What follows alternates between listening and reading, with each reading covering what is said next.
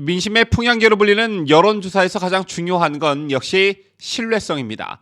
자, 그런데 윤석열 정부 출범 이후 하루가 멀다 하고 발표되는 여론조사를 보면 이제 과연 현재의 민심을 잘 반영하고 있는 것이 맞나라는 의구심이 들 때가 한두 번이 아닌데요. 이에 따라 여론조사에 대한 불신이 날로 증폭되고 있습니다. 현재 발표되고 있는 여론조사의 문제점을 따져봅니다.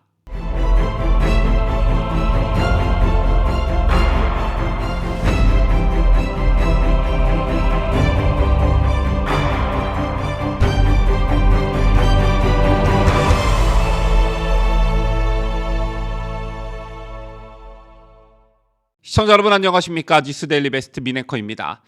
지난 대선을 1년 앞둔 2021년 초 매일같이 쏟아지는 여론조사에 대한 여론이 폭발했던 적이 있었습니다. 대선 후보 지지율이 조사업체마다 워낙 들쭉날쭉하게 나오고 있었기 때문인데요. 같은 날 조사한 대선 주자 지지율이 심하게는 20%포인트 넘게 차이가 나고 같은 업체 조사도 며칠 만에 수치나 순위가 급변하곤 했습니다. 이런 우려를 뒷받침하는 사례가 그 당시 실제로 드러나기도 했었는데 여론조사 업체 글로벌 리서치가 대선 여론조사 과정에서 특정 응답을 유도하거나 응답 내용과 다른 결과를 입력한 혐의로 적발됐습니다. 여심위에 따르면 글로벌 리서치는 그해 7월 4일 공개된 20대 대선 후보 지지도 조사에서 지지 후보가 누구냐는 질문에 답변을 망설이는 응답자에게 이재명, 윤석열 이런 식으로 같은 식의 유도 질문을 한 것으로 나타났는데요. 지지 정당이 없다고 답하자 더불어민주당이요? 라고 물은 사례도 적발됐습니다. 이 밖에 30대라고 답한 응답자의 연령대를 20대나 40대로 입력한 사례도 있었는데요. 소문으로만 떠돌던 조사업체의 편파조사 의혹이 실제로 확인된 것인데 그래서 해당 여론조사 업체는 어떤 처벌을 받았냐? 여심위가 이 업체에 내린 벌은 과태료 3천만 원이 전부였습니다. 과태료 3천만 원만 납부하면 계속 영업을 할 수 있다는 얘기이죠. 현재 여심위에 등록된 여론조사 업체는 약 7, 80여 개 업체라고 하는데요. 지난 대선에서도 여러 논란을 일으켰던 여론조사가 윤석열 정부가 들어선 지금도 큰 논란의 대상이 되고 있죠. 여러분께서도 요즘 매일같이 발표되는 여론조사 결과에 고개를 갸우뚱하시거나 불만을 느끼시거나 불신의 시선을 보내시는 분들 많으신 것으로 알고 있습니다. 또 저희 영상에서도 여론조사 못 믿겠다. 그냥 여론조사는 보도하지 말아라. 여론조사 신경 쓰지 말자. 이런 댓글 달아주시는 구독자분들도 많이 계십니다.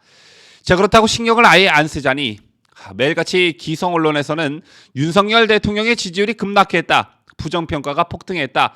더불어민주당의 지지율이 국민의힘을 역전했다. 국민의힘 차기 당권 주자로 이준석이 1등을 했다.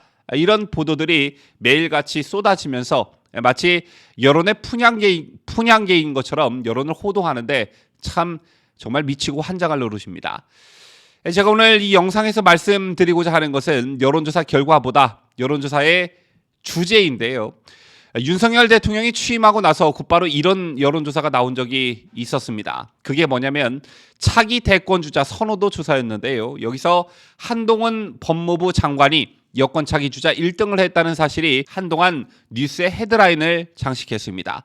자, 그런데 이거 한동훈 장관이 1등을 했다는 사실보다 새 정부가 임기를 막 시작한 시점에 차기 대권주자 선호도를 조사했다는 게 더 큰 논란을 불러왔죠. 어떤 특정한 의도가 없다면 이게 시급성을 띈 사안도 아니고 왜 이런 조사가 임기가 시작되자마자 나왔을까? 많은 국민들이 고개를 갸우뚱하지 않을 수 없었습니다.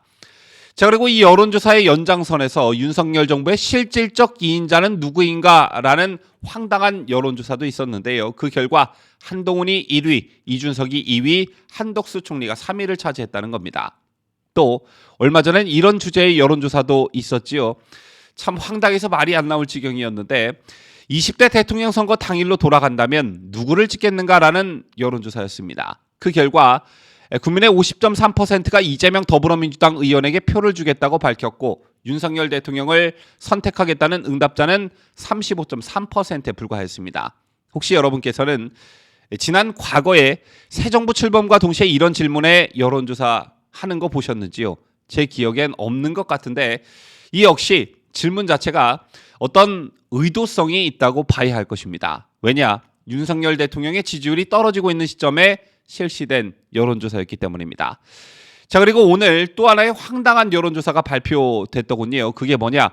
윤석열 대통령과 문재인을 비교하는 여론조사였는데 윤석열 정부와 문재인 정부를 비교할 때 어느 정부에 더 높은 점수를 주겠나라는 질문에 문재인 정부를 선택한 비율은 57.8%, 윤석열 정부를 선택한 비율은 32.8%로 25% 차이가 났다는 것입니다.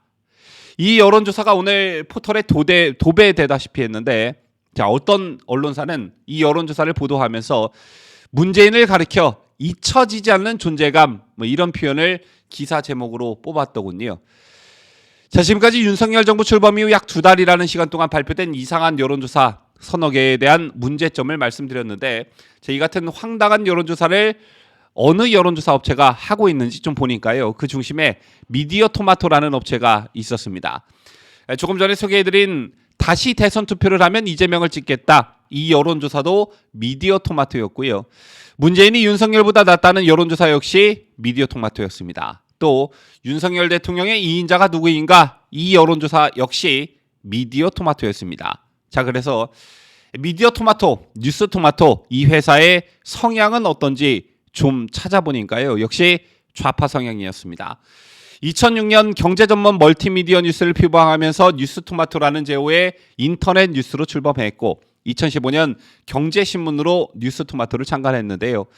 뉴스토마토는 신문과 인터넷 뉴스, 방송을 종합적으로 아우르는 언론사로 규정되어 있습니다. 특히 뉴스토마토는 유튜브 채널도 운영 중인데 이 유튜브 채널에서 노영희 변호사가 노영희의 뉴스 인사이다라는 코너를 진행하고 있습니다. 노영희 변호사, 큰 논란을 일으켰던 인물이죠.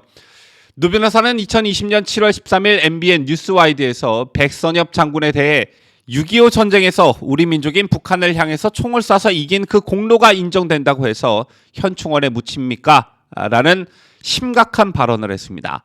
그 직후 네티즌들의 거센 비판에 직면했고 이런 비난 여론이 부담됐는지 결국 노영희는 진행하던 YTN 방송에서 하차했습니다.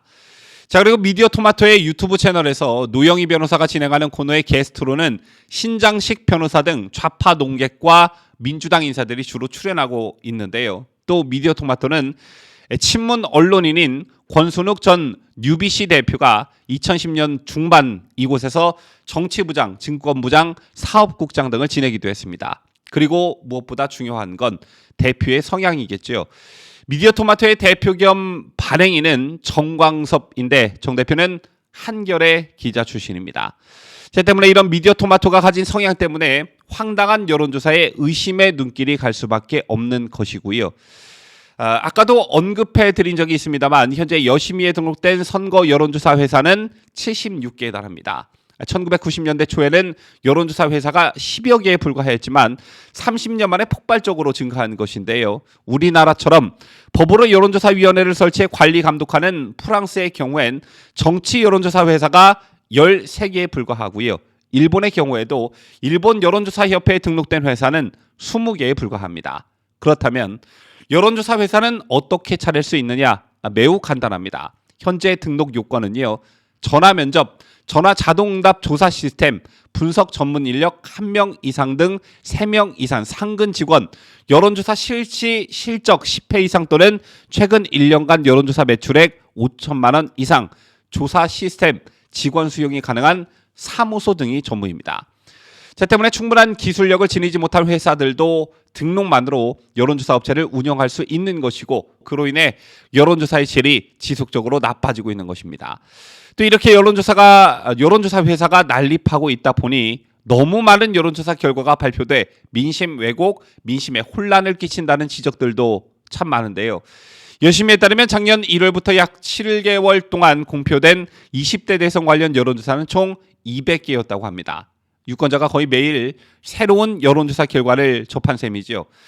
자, 요즘엔 매주 또는 매달 정기적으로 정치 여론조사 결과를 발표하는 언론 및 조사 회사도 10곳이 넘습니다. 때문에 특정 조사 회사의 여론조사가 왜 이렇게 쉴 새 없이, 쉴 틈 없이 보도되는지 이해가 안 간다는 불만의 목소리도 커지고 있습니다. 이러한 논란과 혼란을 내년 총선 전에 한번 정리할 때가 되지 않았나 이런 생각을 가져봅니다. 지금까지 저는 자유대한민국을 소화하는 뉴스데일리 베스트 민앵커였습니다.